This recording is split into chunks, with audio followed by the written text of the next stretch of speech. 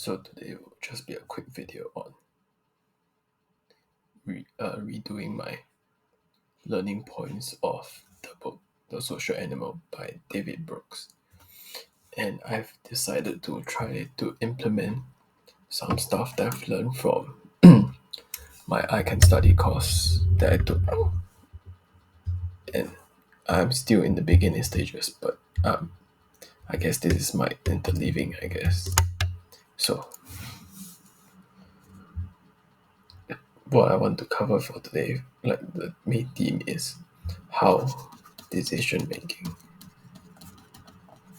leads to like your level of satisfaction in life.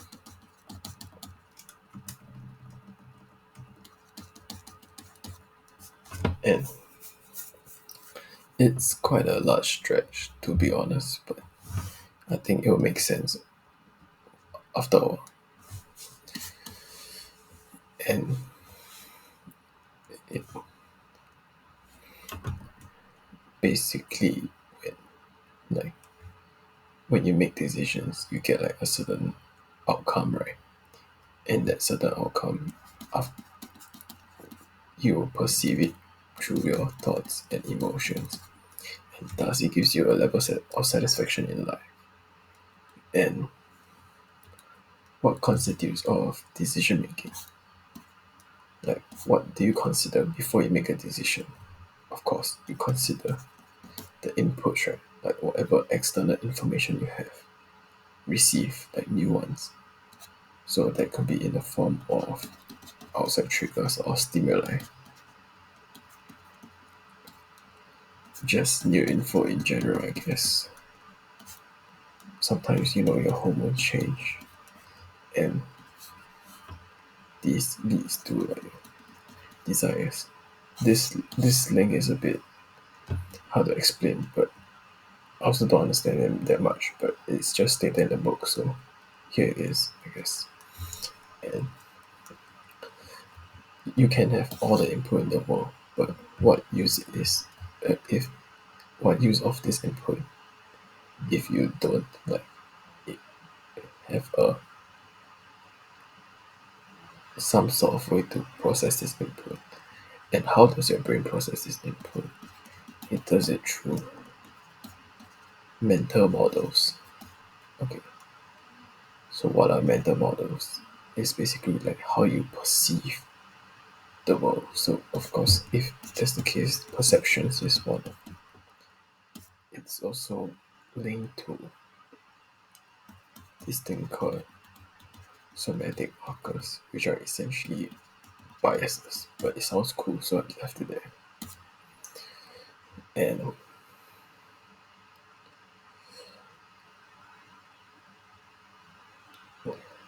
I would say self-awareness belongs here. So it's like, actually, wait, let's just reverse all these arrows. Wait, no, this one, because it's more of the mental models that result in the decision making, and the decisions you make will change the input, and vice versa. And also, oh wait, there's one more thing. Shit. Good thing is using concepts. You can do this shit. Experiences, which will reinforce your mental models. Okay, and then you'll perceive these mental models based on your biases, your self-awareness, and thus you make a certain decisions. And also, it's also like the decisions you make will result in a certain emotions and thoughts. I think, like like let's say you decided to go to the gym, right?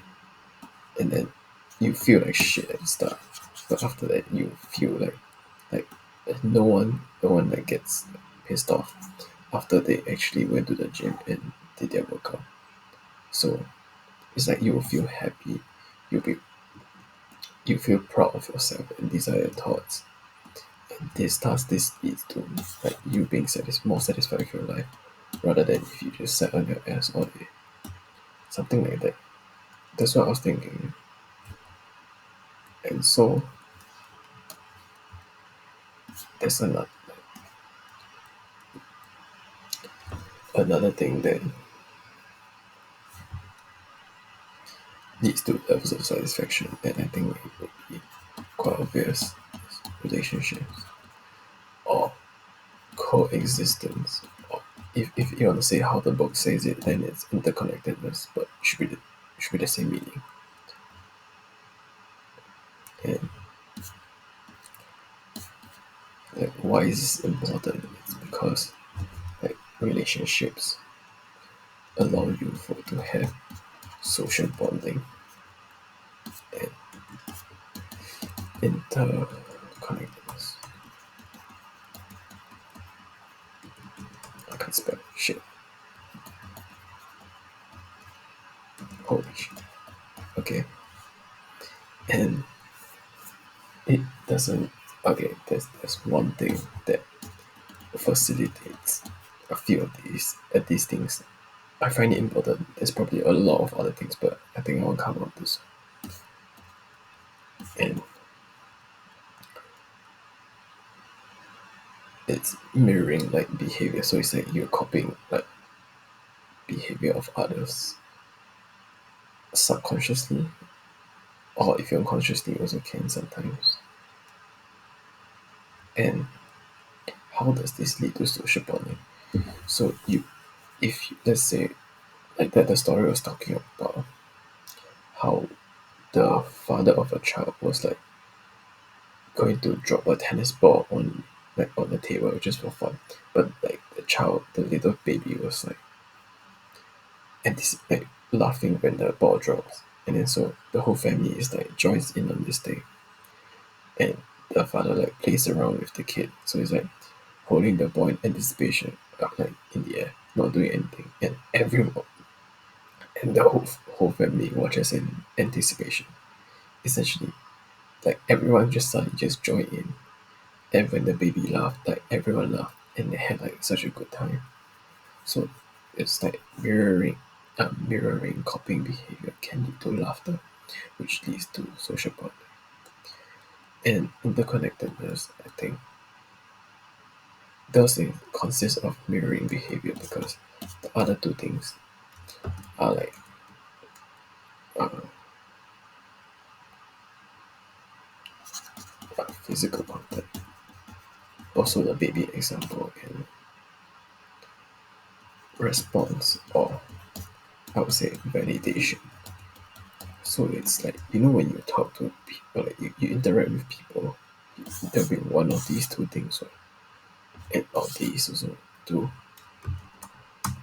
like actually keep the conversation going instead of like having robots talking to each other. It's like it's what makes humans different, I think, or actually any living thing. Because what use is like a conversation if there's none of this shit? Like if you don't get a response or validation when you say something, then what's the point of you saying? And if okay, this